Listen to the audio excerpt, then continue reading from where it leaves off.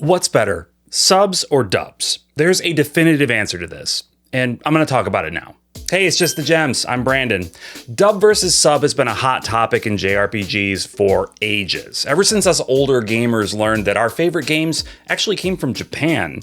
And did you know they speak an entirely different language over there? Crazy. Actually, maybe it started a bit after that, since those older games didn't have voice work at all. Around the era of Final Fantasy X, we suddenly had access to widespread voice acting in major JRPGs, and it was frankly a paradigm-shifting change. We didn't have to imagine what our favorite characters sounded like anymore. We could just hear it. And sure, sometimes we wished we couldn't. Man, do you think you could have taken any longer? Grandma Slicky could have dug me out with a spoon by this time. But by and large, it opened a brand new world of possibilities for the genre specifically, and for video games more broadly. But eventually, some games started giving us voice options. We could choose whether to play our games with English voices or Japanese voices. And thus was born one of the greatest debates in the history of JRPGs. One segment of fans insisted that the Japanese voice work was inherently superior because it was the original, and how could the original lose out to any sort of adaptation? Others took the side of the dub because who wants to read a bunch of stinky subtitles? And of course, there are a lot of other reasons besides those, but I'm getting tired of all this preamble. Let's get into it. Which is better, dub or sub in JRPGs? Who among us hasn't had the experience of playing a game or watching an anime and you're just vibing, having a great time, and naturally a loved one enters the room right as a character says the most uncomfortable and cringy line of dialogue you've ever heard in your entire life. You desperately want to assure them it's not all like that. It's actually an incredibly moving story about friendship and overcoming adversity. But all they heard was, I should have been the one to fill your dark soul with light! Light! And so games or anime or whatever is now eternally ruined in their minds. I get it. The cringe factor is real, and it really does impact some people's taste and ability to enjoy certain games. Not understanding what a character is saying can lessen that cringe. I do think that's true. It can make certain parts of games less irritating.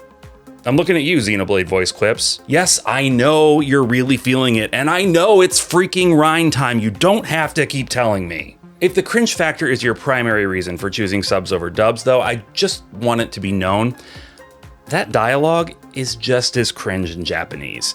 There are just as many loved ones over in Japan who walked in on one of our fellow weebs and witnessed some of the cringiest crap they've ever heard, and who now view video games as embarrassing trash because of it. I think sometimes we like to believe that's not the case, that Japan is this beautiful utopia where everyone is a nerd, but it's just not true. Now, if you understand that reality and you still choose subs over dubs because your personal experience is heightened by not feeling the cringe, that's totally fine, even admirable. I mean, chase your bliss, sis. But the sub is not inherently better than the dub because of this. They're the same. I, of course, acknowledge that not all dubs are created equal. There are dubs where the acting and voice direction is pretty bad, absolutely. But the vast majority of those games are like 20 years old or older. Dubs are good now, guys. And again, unless you're fluent in Japanese, you have no way of knowing if the original is good or bad. So the dub isn't inherently inferior, you just don't know what level of cringe the game actually is. I think the best thing to do is to inoculate yourself against the cringe. Honestly, life is too short to be embarrassed secondhand about stuff. Is it cheesy when a character shouts the name of their special move as they launch an attack?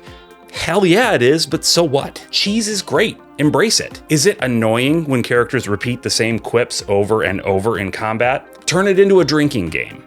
Are you shocked by an anime character's earnestness? Maybe try learning from them. A little earnestness never hurt anyone. Look, I'm being a little facetious, but this is one area of the sub versus dub debate where I see more gray than in others. If your experience is truly ruined by cringe, and the only way you can play a game is to make it so that you can't understand the actors, then that's okay. But I'll be honest, I feel a little bad for you. It's so much more fun to wholeheartedly accept the media you love. Doesn't mean you can't be critical of it, Lord knows I am, but so long as you understand the fact that you're not cringing at the Japanese dialogue doesn't mean it's superior, doesn't mean it's not cringe, then I have no beef with you. Go forth and enjoy your video games. I want you to picture a world. Let's make it a fantasy world. Lush forests, imposing mountains. Maybe there's a village down in the valley, a bunch of thatched roofed cottages and peasants, and maybe some fantasy livestock, some cow pigs and some sheepkins. That's a sheep and a chicken combined. Eggs and wool in one place, very convenient. Okay, and maybe there's a dragon flying overhead, and the villagers are terrified their houses are gonna get burninated. They're screaming for help. What language are they speaking? If you're most people, you will have said, well, whatever language you natively speak. In my case, I'd say English. But does that really make sense? I mean, this is a fantasy world. Why would any of the people in it speak English, a language that is only found, to the best of my knowledge, on Earth? Again, fill in whatever language you natively speak when I say English. I know not everyone speaks English. I mean, statistically, most of you watching this do, but still. We experience all sorts of fantasy narratives, and we don't bat an eye about the characters speaking a language named after a country that doesn't even exist in their world. We just accept that this is one way in which we suspend our disbelief to enjoy a story. The characters speaking our language is a key way in which the writers are able to effectively tell the story. And I would argue you would have a harder time understanding the story and bonding with the characters if they were speaking some made-up fantasy language you don't know and all you had to go by were English subtitles. It would pull you out of the narrative. A lot of JRPGs take place in a fantasy world. Not all of them, definitely not, but I think you could argue that most do. For every Persona, there are like 3 Final Fantasies. 3.1 or 2. Something like that. For every Earthbound, there are 5 Tales of games.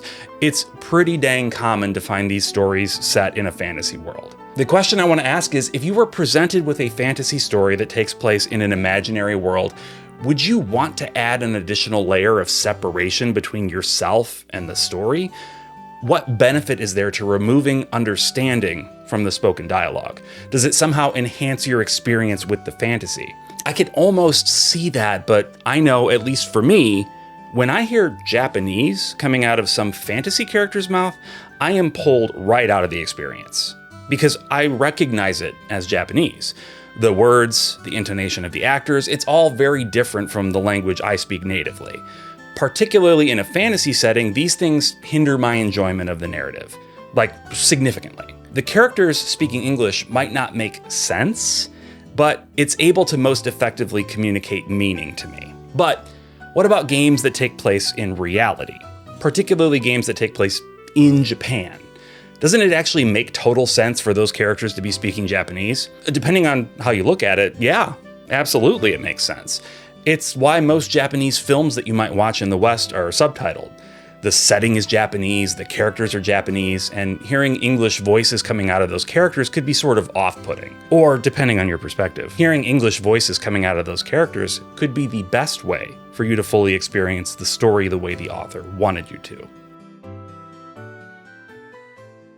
Which is going to convey the author's intention most clearly? Is it the original voice work or the English dub? If you're serious about storytelling, then you likely feel an affinity for the author. This is the person who's bringing you the story you're enjoying so much, who created the characters you love, and even the characters you love to hate.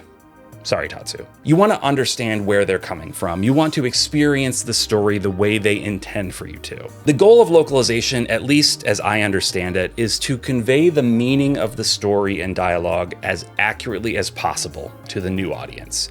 It's not to convey the words. The words themselves are just a vehicle to deliver the meaning. If the translated words will cause confusion in the new language, then those are not the right words to use. Now, no localization is perfect, and things are going to get messed up from time to time.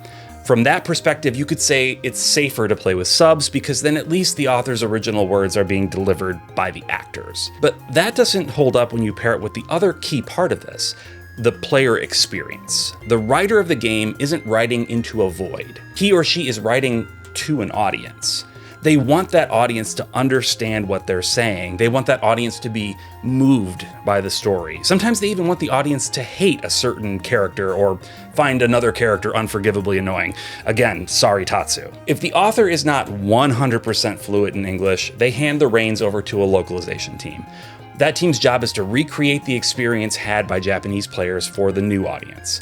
If the Japanese players heard characters speaking in Japanese, then ideally, and budget allowing, they will hire voice actors to come in and deliver dialogue in English for the new audience. I say ideally and budget allowing because I know that localization teams typically always want to do this, but it's sometimes out of their hands. If they're not given the money to create a dub, then a dub isn't happening. And I would not argue that it would be better for a game not to come out in the West at all than for it to come out without a dub. In some games, a lack of a dub can even be detrimental to the experience. I often think about playing the first Azure Striker Gunvolt, not a JRPG, but still. It's like Mega Man, but with an even more over-the-top anime aesthetic and a ton of story and dialogue. The issue, at least with the first two Azure Striker Gunvolt games, is that the dialogue is all in Japanese. Now, if it were a visual novel, it wouldn't matter too much from a gameplay perspective. But Azure Striker Gunvolt has characters chatting almost the entire time you're running and gunning through a stage. It is next to impossible to read the dialogue and pay attention to the twitchy combat at the same time. The Japanese player's experience was far, far superior. They could just listen to the dialogue. This issue was fixed in Azure Striker Gunvolt 3, fortunately. It's in English now. Or look at a game like Cry Machina. I really wanted to love that game, but the lack of a dub meant I was missing key dialogue during combat. Same with Atelier Yumiya. I found myself stuck for quite a long time, unsure where to go next, and it turns out the characters were telling me, but they were telling me via dialogue in a corner of the screen as I was running around the world.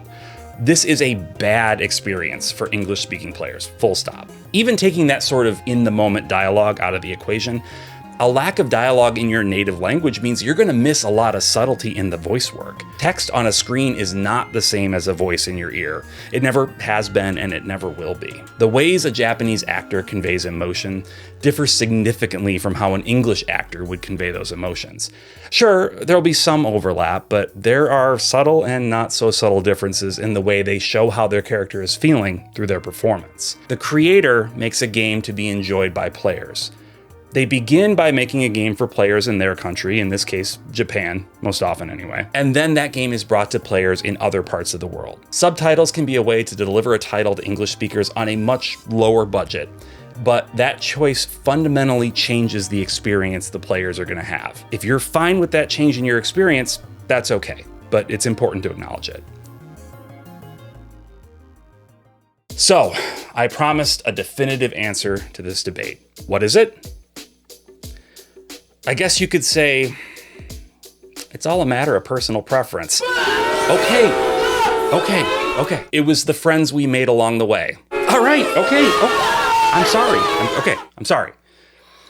I would argue there are more pros in the dub column. It's the surest way for an English-only speaker to get as close as possible to the original player's experience and the original author's intent. And it's an intellectually honest position in that it accepts the content in its entirety, cringe and all. But if you know all of this and still prefer subs for any of the reasons I mentioned before or any others I didn't think of, that's fine. Ultimately, these sorts of debates are just a matter of opinion and taste. And as the Latin goes, de gustibus non est disputandum. Those old dudes knew what they were talking about, and they didn't even have JRPGs. Or electricity. I would love to see respectful conversations about this in the comments, so if you have thoughts to share about why you prefer what you prefer, let us know down below. Thanks so much for watching, please like and subscribe, and I'll see you next time. Bye.